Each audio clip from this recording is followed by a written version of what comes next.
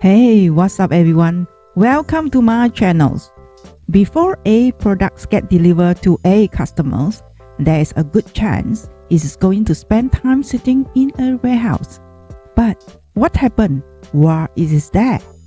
In this video, I will explain the different type of distribution facilities that you find in many supply chains and cover some basic warehouse terminology. Let's begin.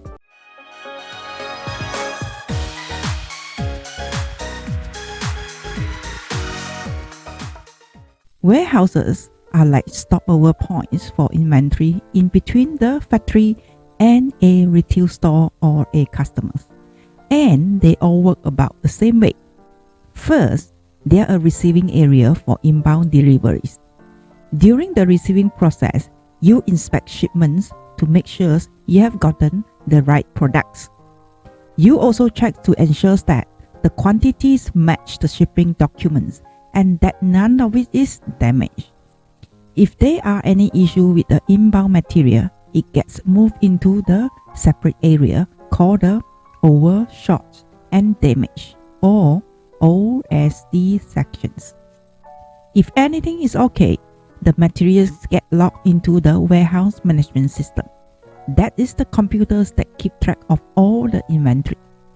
The WMS provide put-away functions instructions, so you know exactly where to take the products and where it sits, patiently waiting until you receive an order. Then, the warehouse execution system or the WES will issue a pick ticket. The pick tickets tell a person or a robot where to retrieve or pick the item from inventory. Then, the items get sent to the pack and ship area, and once it's packaged and labeled, it is placed in the outbound area or the shipping bay. Then it is picked up by the carrier, usually a semi-truck or a delivery van, and is taken away by warehouse. Now, to keep things simple, I've used the term warehouse pretty broadly, but we have supply chain professionals, so let's be a bit more specific about the different kind of warehouses.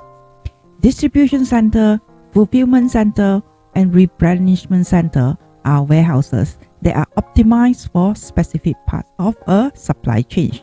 A cross-dock is basically a warehouse too, but the goal of a cross-dock is to ship everything out every night.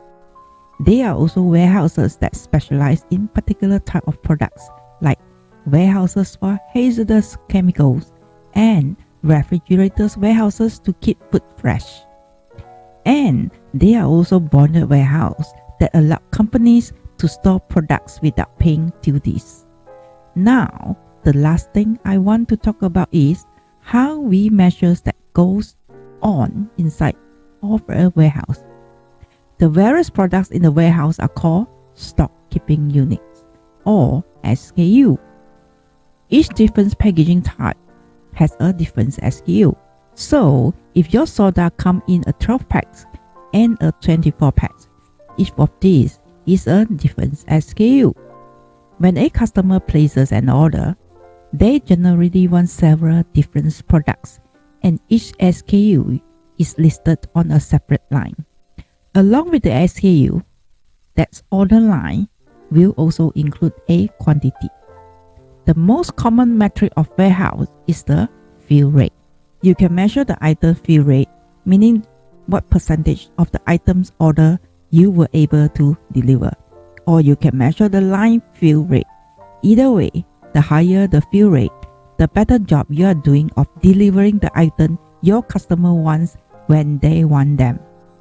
In order to have a high fill rate, you need to do a good job of forecasting demand, scheduling replenishments, and keeping adequate safety stock on hand. Warehouses employ a huge number of people, and they play a big part in getting products from factories to store to customers. So, understanding how warehouses work will help you with your company, and it is critical for warehouse managers to help you manage your own supply chain. That's the end of my sharing in this video. Typically, I post video about operations management, supply chain, inventory, warehouse, manufacturing that help businesses in their operations control. You can check out other learning video on this link here at the end of the video. It is really help you to understand these basic functions of companies and to effectively manage company operations control throughout your organizations. Okay, that's the end of my sharing of my video for today. Once again, my name is Vivienne. I am a business software coach. I really appreciate you guys here today. Have a great day. I see you in my next video.